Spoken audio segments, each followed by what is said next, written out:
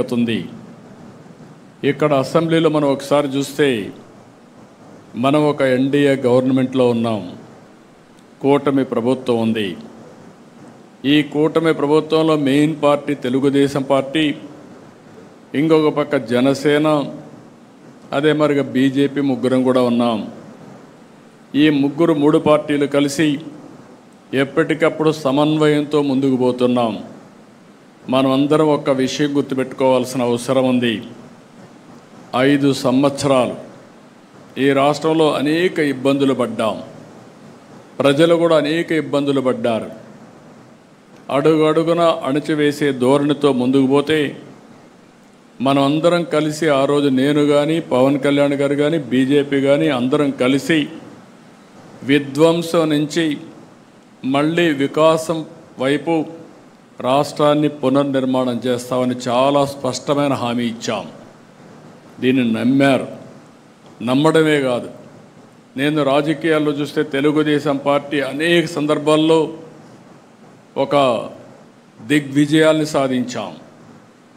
కానీ అవన్నీ కంపేర్ చేసుకుంటే 94% స్ట్రైక్ రేటుతో మొన్న ఎన్నికల్లో అఖండ విజయాన్ని సాధించి పెట్టారంటే అది మన మీద ఉండే నమ్మకం అని మరొక్కసారి మీ అందరికీ విజ్ఞప్తి చేస్తున్నా.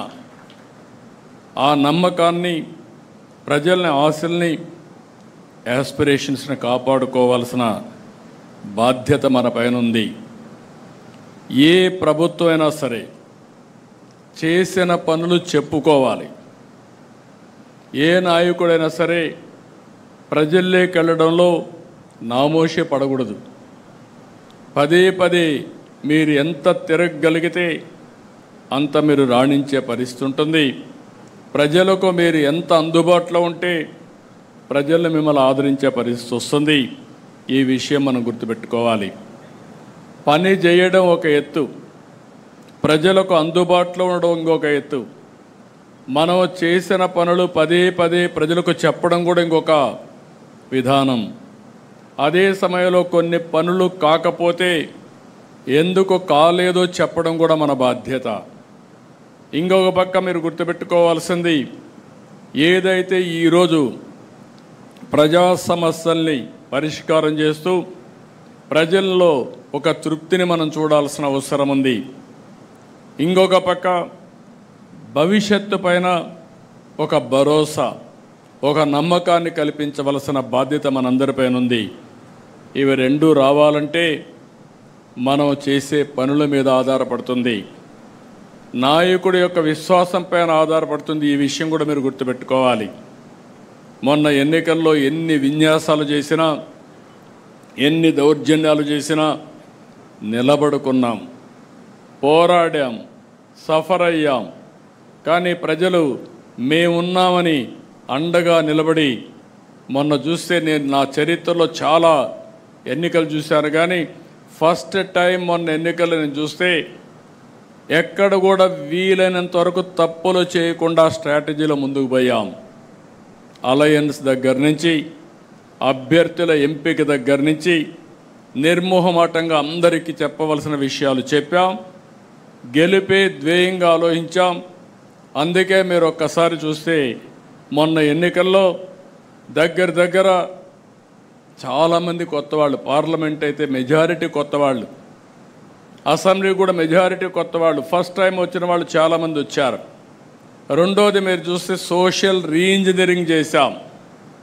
రాష్ట్రంలో మొట్టమొదటిసారిగా జనాభా దామాషా ప్రకారం అన్ని మతాలకి, అన్ని కులాలకి ప్రత్యేక అన్ని ప్రాంతాల్లో న్యాయం చేయాలనుకున్నాం. న్యాయం కూడా చేశాం. ఇవన్నిటి వల్ల ప్రజల్లో ఒక విశ్వాసం పెరిగింది. ఆ విశ్వాసం మొన్న ఎన్నికల్లో బ్రహ్మాండంగా వచ్చే పరిస్థితి వచ్చింది. ఓసారి గతాన్ని కూడా గుర్తుపెట్టుకోవాలి. తెలుగుదేశం పార్టీ ఎప్పుడు పనులు చేయక ఓడిపోలేదు. 2000 మన పార్టీ పెట్టినప్పటి నుంచి ఈ రాష్ట్రానికి సంక్షేమం అందించిన పార్టీ, సంక్షేమాన్ని ఏ విధంగా చేయాలనో చేసి చూపించిన పార్టీ తెలుగుదేశం పార్టీ. ఆ నాయకుడు నందమూరి తారక రామారావు గారు అనే విషయం మనం గుర్తుపెట్టుకోవాలి. ఒకప్పుడు పరిపాలన అంటే రెగ్యులేటర్ అనుకునే పరిస్థితి నుంచి పరిపాలనకు డెఫినేషన్ మార్చిన పార్టీ తెలుగుదేశం పార్టీ. ఇంకొక పక్క 95 నుంచి నేను ముఖ్యమంత్రి అయినప్పుడు మీరు చూస్తే ఫస్ట్ టైం అప్పుడే ఆర్థిక సంస్కరణలు పివి నరసింహారావు గారు తీసుకొచ్చారు. ఆర్థిక సంస్కరణలు అందిపుచ్చుకొని సెకండ్ జనరేషన్ రిఫార్మ్స్ అమలు చేశాం. మిడ్-90sలో 94-95 ప్రాంతంలో ఇంటర్నెట్ రెవల్యూషన్ వచ్చింది. దాన్ని ఫస్ట్ అడ్వాంటేజ్ తీసుకున్నది మనమే తీసుకున్నాం. ఇవన్నీ కలిసి వచ్చి ఈరోజు మన అభివృద్ధికి ఒక మారుపేరుగా, ఒక వ్యక్తిత్వానికి మారుపేరుగా మనం ముందుకు పోయే పరిస్థితికి వచ్చాం. అదే సమయంలో మీరు చూస్తే నేను పదే చెప్పాను 95 CBN అని. నిర్మోహమాటంగా చెప్పేవాడిని.